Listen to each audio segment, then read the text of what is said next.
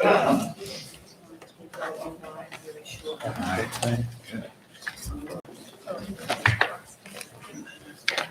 official. G'day, how are you?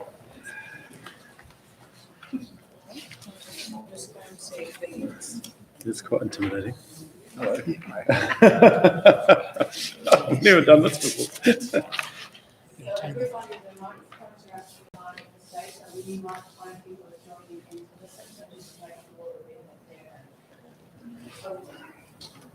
Don't talk to you amongst yourselves. It'll get picked up. I was thinking of spinning chairs. We could do the whole. Yeah. Oh.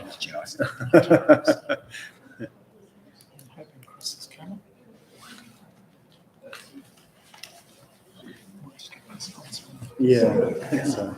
Yeah. Yeah.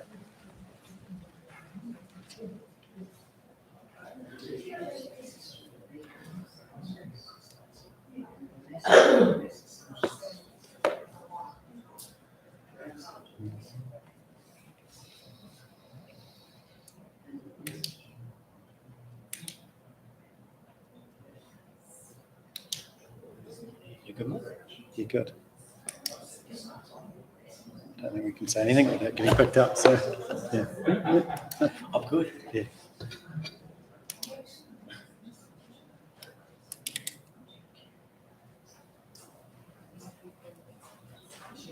Hey, Nigel, how you doing? Good, thanks.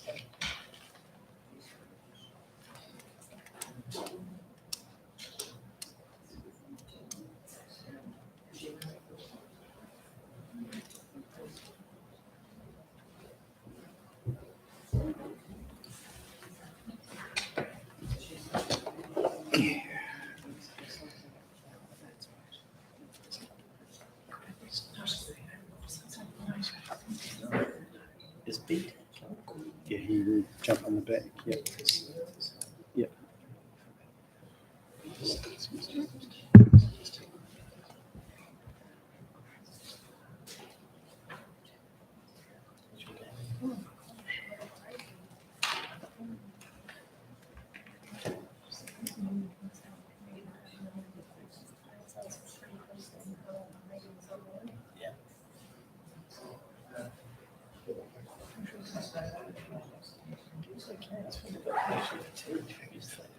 So apparently we're live. As we speak. Yes, that's right. He was not filling up, so last time from this in the chairs around.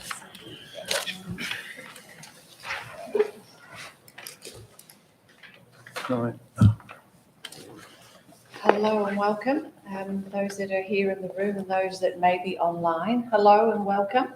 Thank you, Eura. I'm going to open with a karakia and then I'll quickly run through some of the things we're going to talk about, and then I will open the floor for you to have a conversation with our councillors and our mayor that are here to talk to you about the theatre role today. So, tu taua mai ranga, tu taua mai raro, tu taua mai waho, tu taua mai I roto. Kia tae te maritu, tu mara ora kiti katoa. Huye, taia. So we've organised the meeting today because we've had some further feedback, and you saw the submission information that went out about the theatre role and the heritage facility just before Christmas. And we condensed that report down, and that was put out through the stakeholder newsletters and information. And we had some feedback via some of the councillors to come and have a chat about that some more today, which is what we've organised. So I'm setting the scene a little bit, and then what I'd like to do is hand over to Councillor Stu Pennington, who's then going to lead the conversation between you and talk about some of the items on that list. So I will hand over. Thank you. Thanks, Nicole. We might just do a quick intro, Nigel, first, starting beside you, just so everyone knows who everyone is. Yeah, thank you. Kia ora, my name's Nigel Ingram. I'm the Group Manager for Recreation and Cultural Services, working with Nicole on this project, this Theatre Museum project. and Nicole Timney, Manager of Property Services and Client Lead for this project, working and delivering for Nigel and for the council and obviously the community and yourselves in the room, and working alongside of Philip as well. Philip Howard, Director of the South Canterbury Museum, and obviously very much involved with the Heritage Centre aspect, but also very keen to make sure that we can build a facility that does everything that the community needs and wants right across the theatre and the museum. Could I perhaps stop you there? I'm Anne Roberts and I belong to the Provincial Theatre. Can you all hear me? Yes. Yes. I also belong to the South Canterbury Drama League. And could I ask you please to speak up a little louder and throw your voices so that we can hear you, gentlemen and ladies. And you have a man sitting amongst you who I have directed in the production and has never forgotten the fact that I told him to use his eyes because he had very good eyes. So I suggest, please, we would all like to hear you. Thank you. Thank you. And thank you. Would you like to move closer? Yeah. Would that help as well? No, but you are speaking very quietly. You're speaking like this, and I can't hear you like this. That's the way you're speaking. I'm sorry. It's not the way to speak at a public meeting. That's fine. So we can speak. Well, thank you for that timely reminder of my distant past, Director Ellis. But yes, I take your point. I must admit, I'm a little hard of hearing myself due to self-inflicted damage. And in staff meetings, I try to sit at the front rather than at the back. So it is an important point. Thank you. Brilliant. Kia ora. That's okay as far as, yeah, brilliant. Me and Nigel, you all know me, so great to have you here. Stu Pennington, I'm one of 3 councillors, along with the ones to my left, who are taking an active part in this project. All the councillors are interested, but they've assigned the 3 of us to, I guess, lead it through both the public to get feedback and update our other councillors. Kia ora, I'm OJ, and you know I've got no problem throwing my voice. Yeah, first time councillor, and so we've sort of come in, particularly Stacey and myself have come in to this project when it's already been up and running. So it's about refining the project and making sure that we deliver on the promises that we say we're going to deliver on. And I've got a passion for drama. My family has a passion for drama, so this is a perfect fit for me, and I'm really pleased that you guys have turned up to have your say, and hopefully we can get some really good resolutions out of it. Stacey Scott, councillor, background in construction, so going to try and use my personal background to help support this project as well as a councillor. Can we just pause for a minute? I get a sense that we're still having trouble hearing each other. Would it be fair to say? Why don't we move this forward a bit and just close this gap between us and you folk? Why don't we do that? Because these microphones should work and pick us up, but they're not the best at times. If you got to move forward. Reorganise that.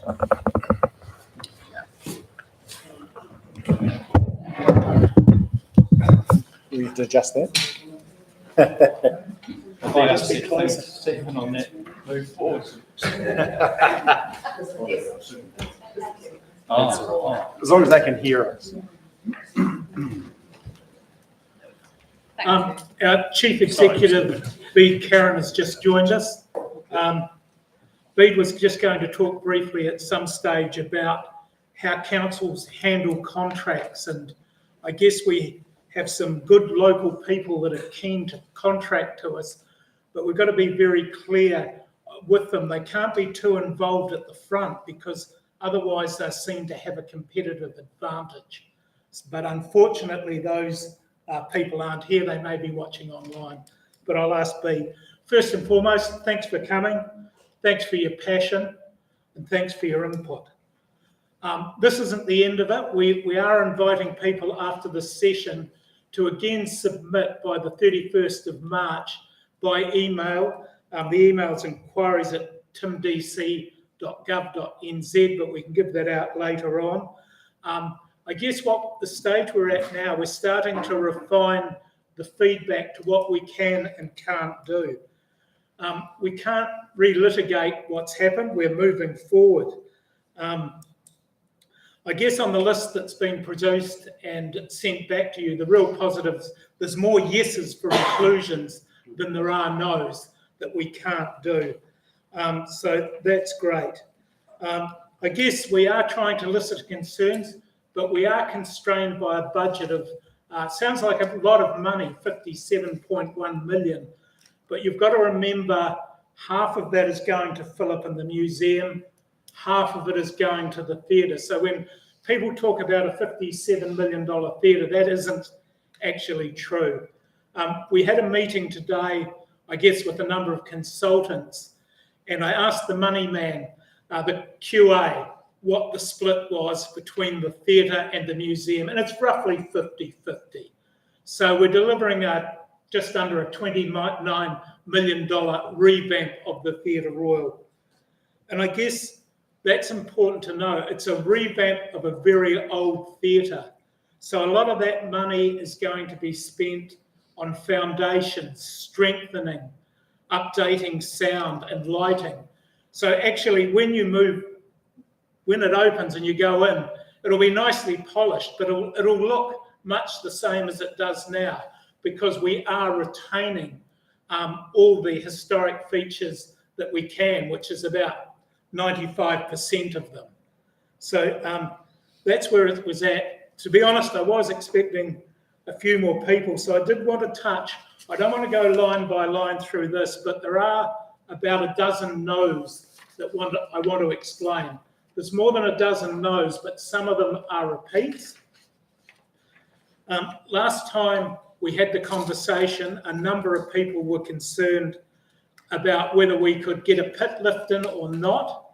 It is out because the cost of it is about $5 million.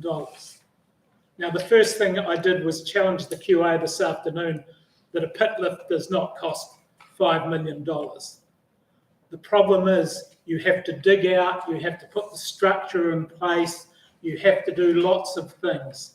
So there will not be a pit lift, but what we're going to have is a lift to allow a disabled musician and gear to be put into the orchestra pit and brought back out again. Now, just on that, because we are retaining the back of house, the stage cannot be increased in size. We can't bring the orchestra pit out because we'll be taking seats out. So those sort of things have to remain as they are now. One of the other concerns people had was flattening the stage. It's still going to be flattened, but what we are, through the consultants, are going to produce a 3D model about September showing us every seat's view line. So basically the seating will be lifted, but it'll be in such a way that 90% of the seats will have a great view. There's always ones out on the fringes that may not. And again, I'm just touching on 2 or 3 of these things because they were repeated throughout. Again, the understage, they had hoped we would dig out, but that causes too many problems because of tanking and doing other things.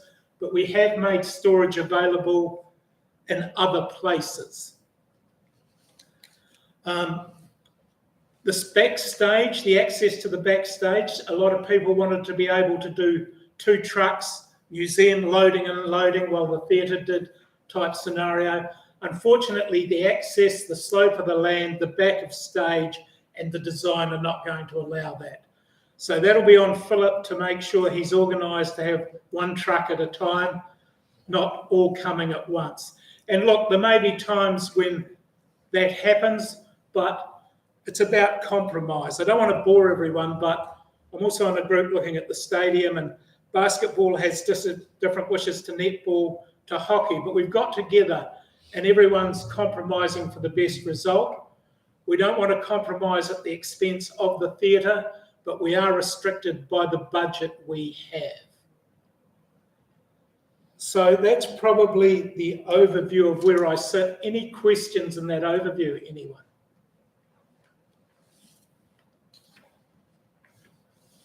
Okay, that's cool. What I'm briefly going to do, because we are online as well as you here, is quickly go through the 12 no's we've got and explain briefly the reasons for them.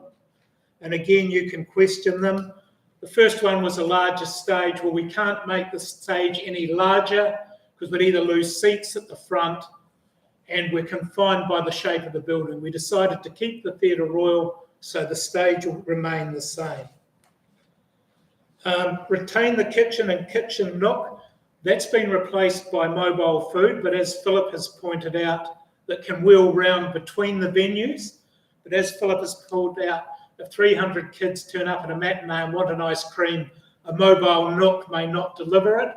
So there are some more discussions going to be held around that point. If I may, Councillor Pennington, the issue here is that while flexibility is great, we also need to recognise the strains that, and I'm sure there are people here who can talk in more detail about that should it ever be required, to make sure that we can deal with the strains and requirements of major productions and audience expectations and demands, and also on the requirements for whoever is managing those services, such as food and beverage during a theatre production. So we are still working on that one, although there are still some major decisions to be made to ensure we get the best possible fit. One of the decisions to be how many mobile food trucks you're going to have to move around the theatre. Yeah, look, Philip's going to get down to the detail of that.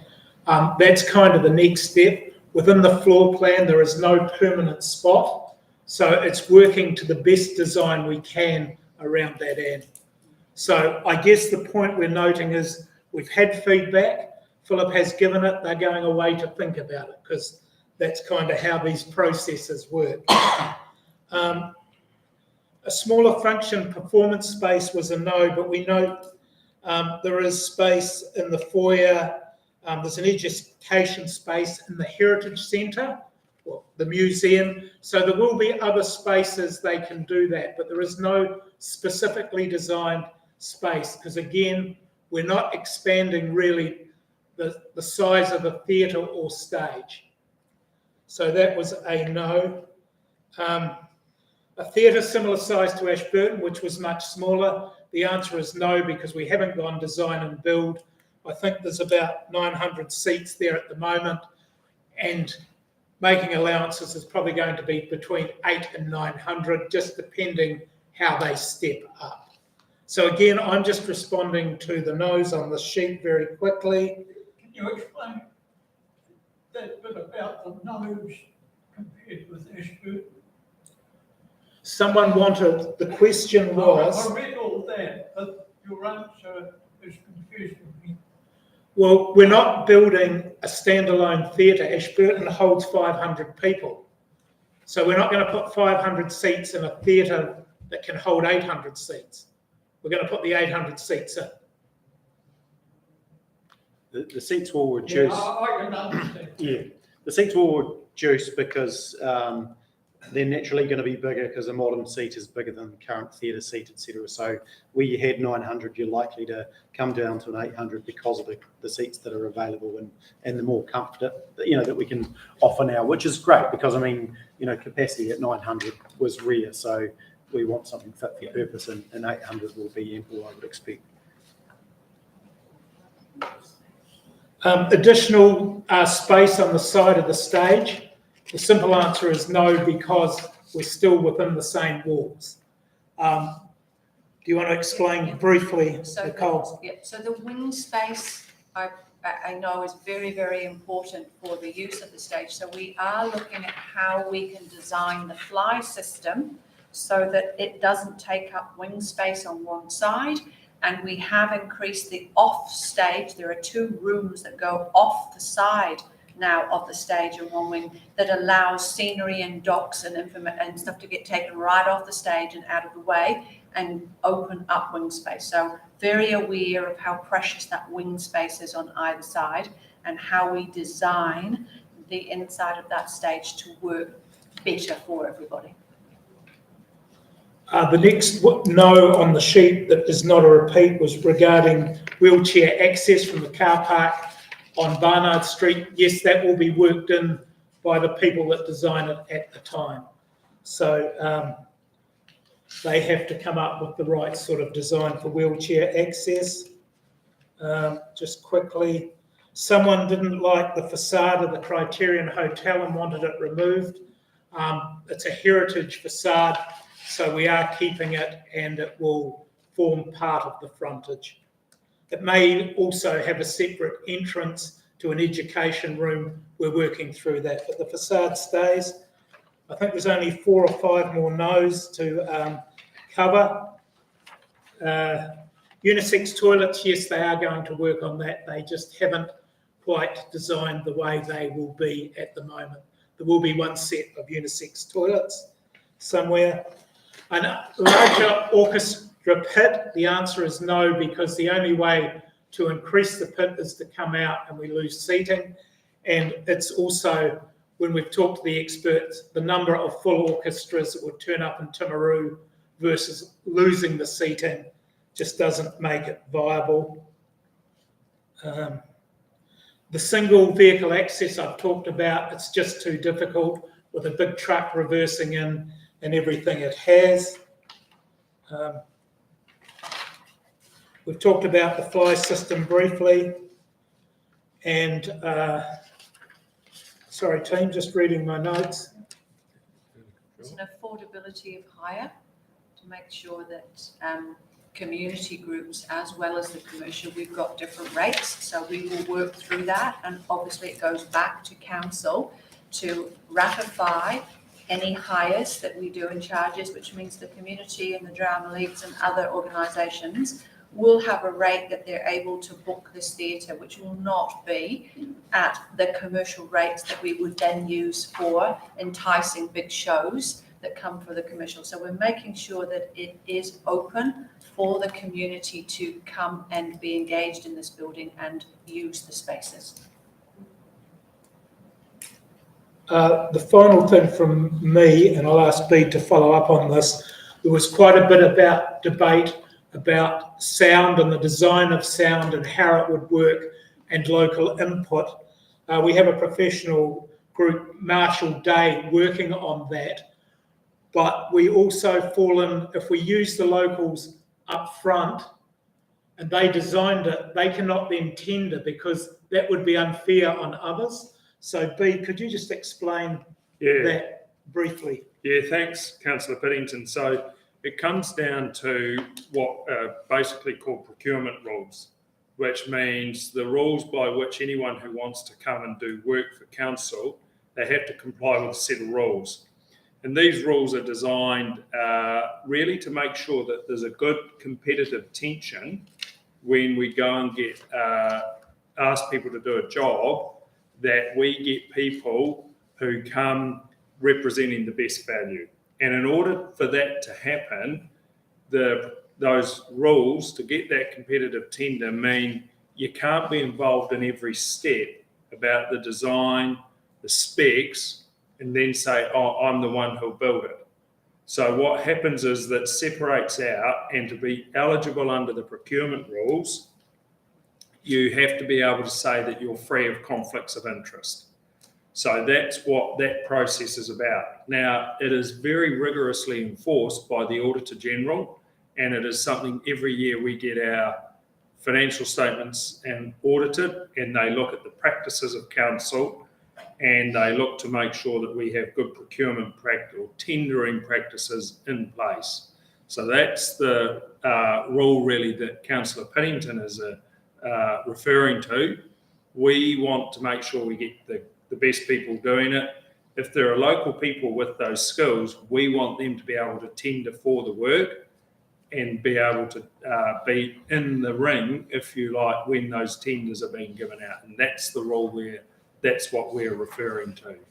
Happy to take more questions, but does that give some people insight? So it's about making sure we get value for money in terms of how those jobs are priced, if you like. My 2 final things before I go for questions is last time we were queried that we were balancing perhaps the Theatre Royal against the Isaac Theatre Royal in Christchurch. We have asked our consultants to also go to provincial theatres. They're talking Blenheim, they're going to discuss it with Ashburton, so they get a feel of not only, I guess, a metro theatre, but a provincial theatre. I guess the other changes, and I've got to acknowledge the South Canterbury Drama League, basically kept the Theatre Royal going. We used to throw them the keys, say that'll be $100 a night. We'd get the keys back and everything was perfect. The money we're spending on this, the new health and safety requirements, those days unfortunately have gone in this modern world. We still want the Drama League and the other drama groups to absolutely use the theatre. To Nicole's point, there will be costing, because we won't get re-elected, the three of us, or the four of us, sorry, Nigel. That's all right. If we build a theatre and then no one can A, afford to use it, or B, afford to go. So there's some sensible stuff around that. So that's it from me. I'm going to throw open any questions and we'll get one of these experts or one of the councillors to respond. But I've got to note that OJ is a very passionate man about the theatre and music and everything that goes in it. Stacey is financially outstanding, so she's going to make sure we get the very biggest bang we can for our buck. So we're all in the same walker, I guess, and I hope we're all paddling the same way. As I say, I'm happy to hear in the next couple of weeks from anyone that couldn't make tonight, who has queries. You do have that opportunity to feedback one more time before we start to lock things in. So we kind of outnumber you guys, which is a bit unfair. But does anyone have any specific questions that we could help with? Anne, do you? Well, I'm wondering, will the part under the stage still get flooded? You were going to talk about taking that out. I hope not. There is a lot of work and money and expense going into digging part of that out and what we call retanking. So it's like a swimming pool, but we have to put all the rebuild inside to stop the water coming in and coming down, because it is underground. It's below ground level down there. And one of the reasons why it's difficult to do much more with that area because of where it sits in the building. But I would like to think, and part of our contract is no leaks, no water. And that is one of the reasons for the cost. And we do have Andrew Dixon, who's not here, the Group Manager of Infrastructure. He is closely associated with this project, and he is also a civil engineer and has taken a keen interest in that stormwater issue. Ray, surely you've got a question for us. Oh, sorry, Jeanette. The dressing rooms haven't been mentioned tonight. Because they're going to be amazing, Jeanette. Because that's a yes, isn't it? Yeah, that's a yes to the answer. It's a big yes. Yeah. So I mean, that's one of the key areas that we know is a major problem. The dressing rooms were way past their due-by date as far as being practical for modern day theatre. So that's been a big thing that we've really focused on, making sure that those dressing rooms are fit for purpose. And that's one of the things I think too as a group, because when you walk through the door, you're not going to see that as a person who's paying to go to a show, right? So it's only the people who are using the theatre for the sake of using it for theatre who are actually going to know that. But it's a really important piece of the puzzle to make sure that we've got that really good space out the back, and it's a space that that performers deserve, not just locally, but for those touring people that come here, have expectations. They go to other theatres, they see what they've got. So there's plenty of space, lots of room. We've now got. May I ask how you're going to do this? How are we going to do it? I'm not doing it personally, Anne, but there are contractors who will be doing it. We might throw that over to Nicole. Yeah, because there are plans here. Yeah. So the current changing rooms that are on the back of the building, they're actually being taken down, and a whole new 3 floors of wider, bigger, accessible changing rooms are being put in, with green rooms and lots of other extras with a lift and access. as well as all stage level on that ground floor of changing rooms. More room than we had before, all accessible, new toilets and showers, completely changed, wider corridors, so you'll be able to run down there with your big tutu on, full size, and not. We Dance your way down. absolutely listen to all of that feedback from the Drama League and everybody else, and these are brand new, spanking big and very, very plush. And when the building's finished, we should have a big open building and take people on tours of all the back of the house and everything to show you what's happening there. You'll be impressed. Oh, sure. And I think this is where I just briefly need to touch, and Philip's been really great because he's making sure that there are spaces in the new Heritage Centre that can be utilised by the theatre. If there's some overflow around that area, it's all been taken into account as well, as much as we can within that, the money we have. And the theatre will be warm.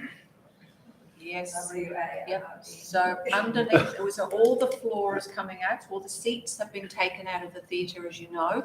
The floors are all coming out, and there's actually going to be a heating system put underneath the floor, under each seat. So when you sit down, lovely warm air will come up through your ankles and just keep you warm in your seat. The other thing is we're scraping the mould off before we do that Yes. as well. Just so you know. Yeah. But I mean, that's part of the problem with the location is if you look at it, the back of the theatre is that lowest point all round that. So we're working hard to tank it, make it warm, but to further dig out under the stage just isn't a goer because the reward you get from doing that is minimal when you have other spaces you can use.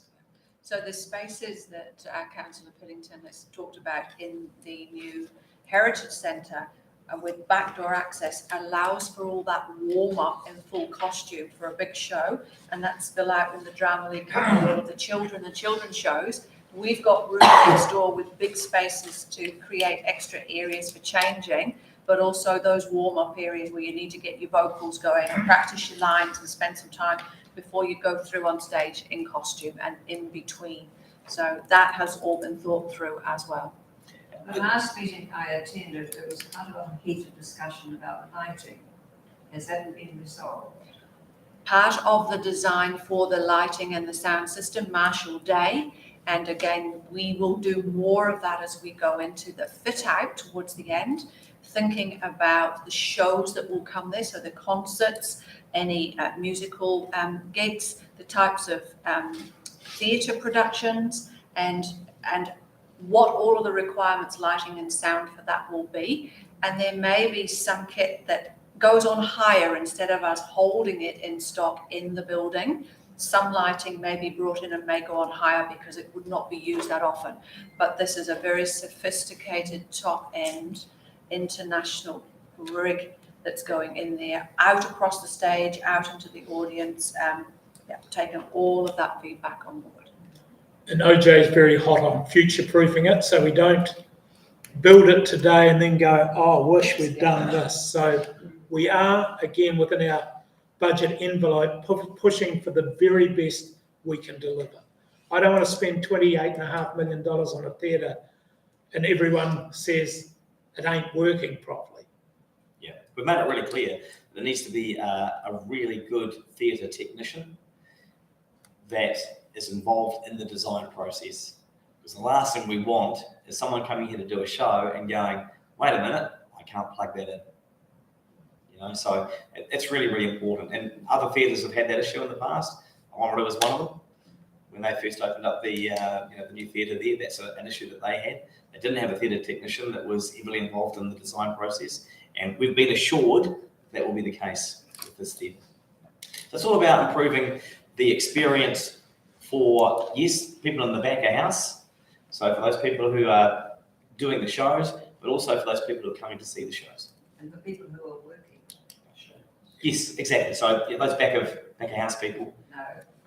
Front of house. Sorry, I mean back of house, front of house. You know what I mean? All those people who are working in the theatre, you know, doing all the hard work and to make the shows good. But it's all about making sure that the experience for those people who are coming into the theatre go, wow, This is a place we want to be. We want to come and enjoy a show here because it's a great experience.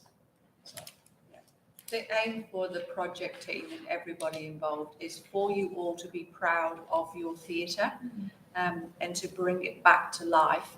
And how can we best do that? Within the budget we've got, but really make sure we've got all the right people around it to do that for you. Ray, did you have a question? I do. Well, so bad that I've been through all that stuff.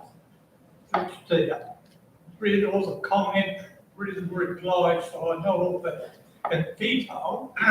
But the other night, my best thinking is between 4 o'clock in the morning when I get up in the morning. So I've been through a fair bit of this. One of the difficulties you've got is the site. And all you've got left there is a square block of bloody old bricks that there's some comment about strengthening the building or checking that. And the mayor may have heard me talk about this before. Sell all the bricks for mementos, and I thought we could just put a wee thing on the top of them showing the present theatre. You'd nearly make enough to build a new one. Huge number of bricks. And there's earthquake risks, there's all that stuff. You're putting so much effort in. But the crunch was the other night, and I read all the stuff about the trucks making and the whole bloody thing's back to front. If you turned it right round, had the back of the building onto the street where the front is now, put it back a bit, all the trucks back in, you'd fix all the slopes, you could have these pits, because all the deep pits is by the street. All the parking is going to be up higher, so they don't have to walk round the building in a bloody hell in southerly, because the access is going to be on the south side. And I walked along there at some time with the show. The whole thing's bloody crazy because Heritage New Zealand have written on a bit of paper that that building's so bad. The bloody earthquake hadn't just flattened it. It is a shame. It is a shame. Yeah, it is a shame. It is a shame that hasn't. But look, Ray, not the problem. We thought about that. We said Barnard Strait would be even better because it's flat. But we are where we are. In December 2022, the council resolved to move forward. So we're not relitigating any of that. But thank you for your thoughts. You know, feel free to ring the mayor at 4 a.m. He's always up when you are, so we can give you his number. Sir, over the back, any questions? Okay. Yeah, I mean, I've got concerns about that you're saying you make a decision to move forward, so we have to take what's there. Yeah, you've got to remember I voted against it, but here I am selling it. So I've moved on. We've got a decision to move forward. We need to move forward in the most positive way. You've got 3 very passionate councillors and a very passionate mayor want to see this done. And our team over here are right behind it, fill it with the museum, but also valuable input into the theatre because he's, as Anne said, he's thrown his voice out, he's played in the pit, he's done everything. So we are trying to deliver the best possible product and the best possible experience, both in the new Heritage Centre and in the Theatre Royal. I mean, one comment I will make from what I hear from the people outside, I don't think it would solve the project well. A lot of people say, what is it? Why is it there? Why we need this? And there's a lot of people that they've told me that you haven't solved the project well. So you don't know what we're getting. And I said, well, yeah, it has been in the paper, you can do this and do, but the general public don't want to do that. Basically, they want someone knocking on the door, telling them. It's very fair. But, yeah. Look, I mean, you can't knock on every door, we know that, but it's a compromise. A lot of people don't know you know, they said, well, why don't we get a new museum? Because it's going to have the same things there in 20 years' time. And I said, well, that's one museum, you know, but there is a bigger temporary display area where it starts going to go in. And I think that's one of the other things. Okay, make a position, but it's how it's going to work now. I think we all accept we could have been better with our communication. We hope to improve that. We hope a wonderful experience. I mean, I let Philip stand up, but he'd take about an hour explaining how a new museum is far better than one that was built, you know, 30 years ago. It's a different experience we hope to have at other uses, but yeah, no, that's cool. Unless anyone else has a burning issue? You've got one more. 4 o'clock thought, or? No, there's a simple one that you can fix. The picture of along the street with the old hotel and Theatre Royal, and I was standing there the other day looking across.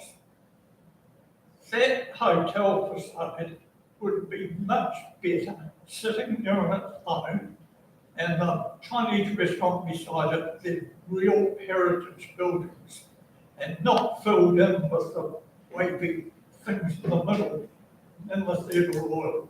Just don't put that thing up.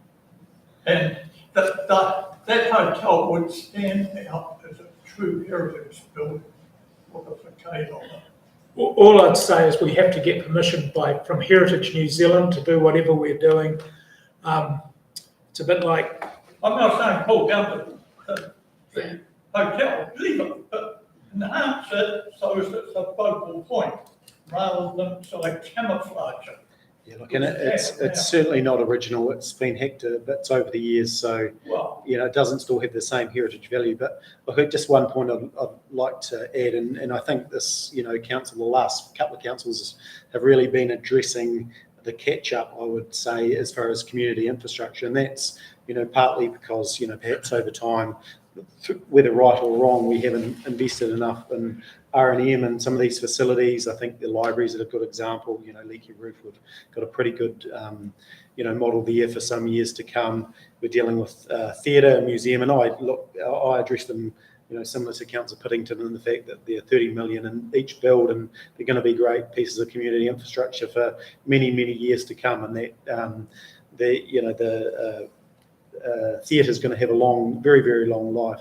At the same time, we're looking at, you know, demands and change of use, etc. As far as codes wanting to move indoors up at the stadium, we've got another massive build there. So, you know, we're at a good position. You can look at it in a number of ways, and balancing that, we've got to spend, you know, 20 to 30 million on microfiltration, which was equally important for our water schemes as well. So we're always juggling lots of different priorities, but they're all very, very important as far as the overall needs of the community. And it's interesting when someone says, well, don't build a stadium, but, you know, theatre's everything to me, and that is what it is, because someone's been involved in theatre all their life, or someone is more invested in the stadium. These are all such important projects, you know, across a wide spectrum of wants and needs.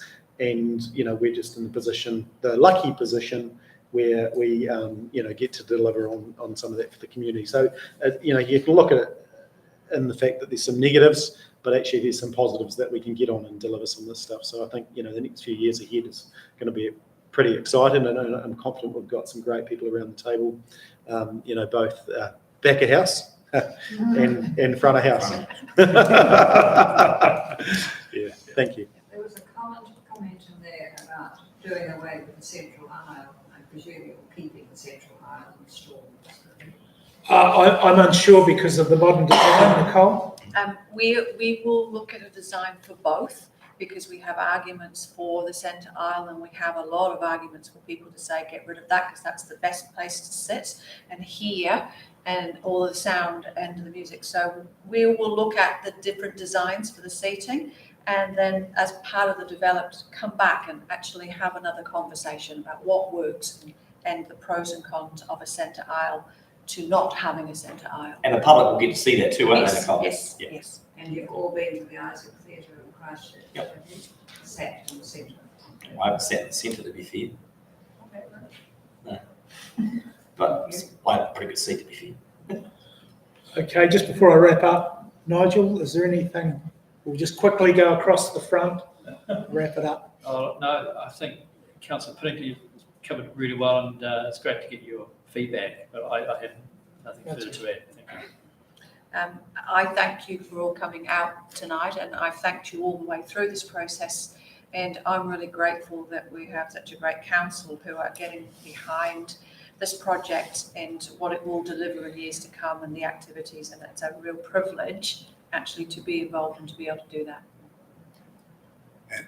I would say, obviously, I have a strong interest in getting the museum to the best possible situation, but at the same time, I'm incredibly excited and delighted to explore the opportunities that we have by combining these facilities that are more than just a theatre, more than a museum. You're going to end up with something which the whole is greater than the sum of the parts, so to speak. So the challenge to us as a team is to look at all the opportunities that will come out of this and make them available for our community and for touring acts and for museum events, everything, theatre, museum, and more. That's the more that I'm interested in. We were told we're going to share a kitchen with you, with the facilities that the Provincial Theatre will have on the Lock and Key.